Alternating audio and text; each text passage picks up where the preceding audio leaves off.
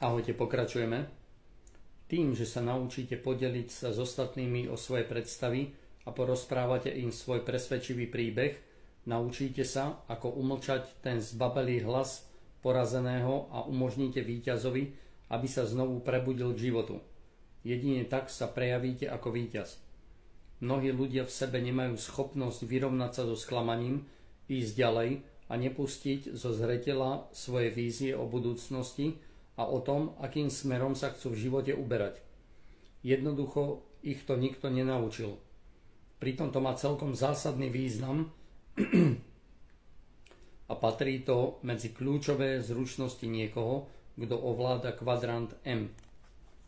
Takým spôsobom uvažuje správny podnikateľ a zároveň je to jednoduchá, ale dôležitá vlastnosť, ktorú sa naučíte počas budovania vlastného podniku sieťového marketingu.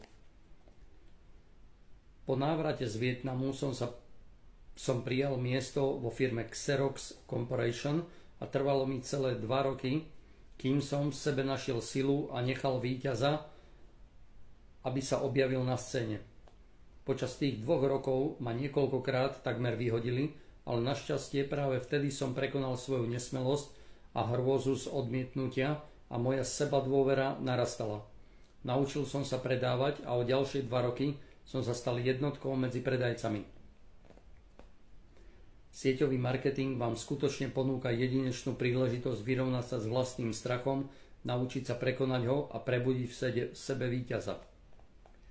Zvyšovanie vlastného sebavedomia bolo pre mňa dôležitejšie ako peniaze, ktoré som tam zarábal. Tento proces budovania sebadôvery bol neoceniteľnou súčasťou a napokon mi pomohol zarobiť milióny dolárov. Navždy ostanem vďačný firme Xerox a celému personálu za to, že ma naučili, ako vyhnať zo svojho vnútra zlých démonov a prekonať vlastný strach i pochybnosti. Dnes po všetkých svojich skúsenostiach rozhodne odporúčam zapojiť sa do činnosti v systéme sieťového marketingu, pretože priemyselné odvetvia priameho predaja poskytujú rovnaké príležitosti zbaviť sa strachu, vybudovať a upevniť si vlastnú sebadôveru, aké kedysi firma Xerox Corporation poskytla mne. Sieťový marketing vám skutočne ponúka jedinečnú príležitosť vyrovnať sa s vlastným strachom, naučiť sa prekonať ho a prebudiť v sebe víťaza. Nepodceňujte však jednu skutočnosť.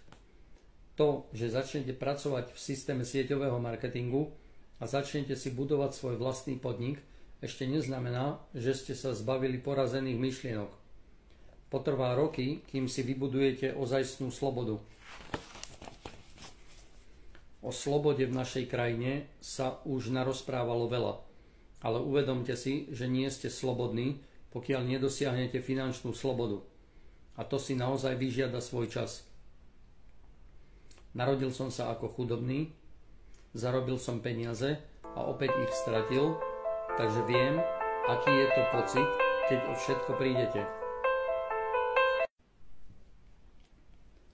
Práve v takých ťažkých chvíľach je veľmi jednoduché nechať sa ovládnuť svojim vnútorným nepriateľom. Príde obdobie, keď budete podrobení tvrdej skúške, lebo vaše okolie vám bude spievať obohranú pesničku Ja som ti to hovoril.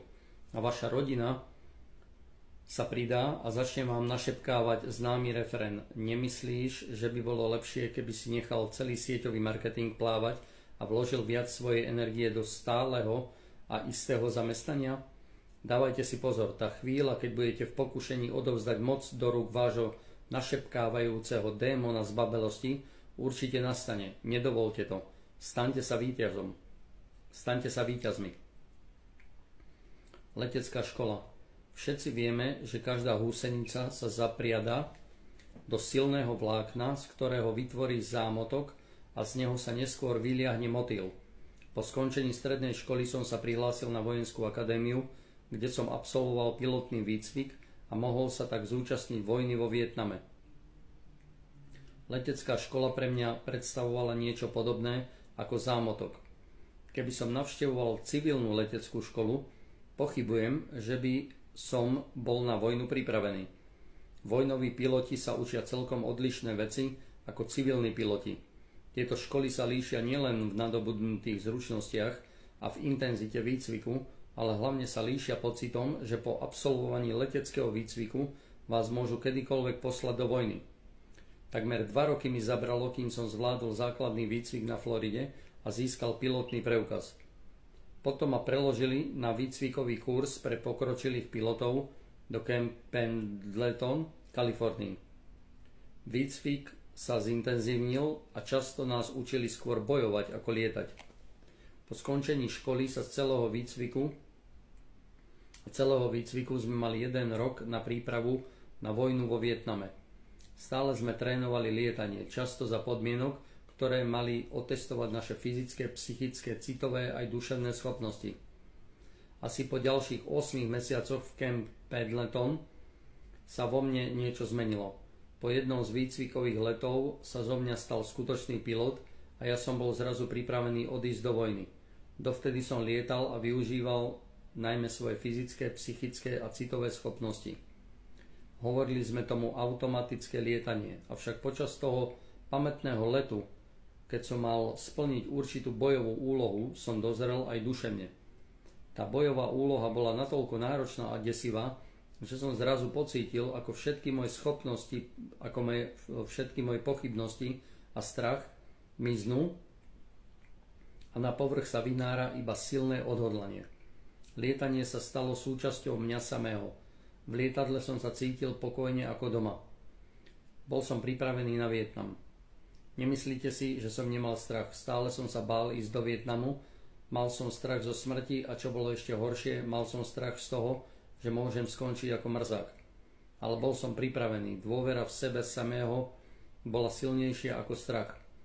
Počas toho, ako som sa stal podnikateľom, sa do značnej miery podobá procesu, ktorý zo mňa urobil pilota pripraveného ísť do vojny.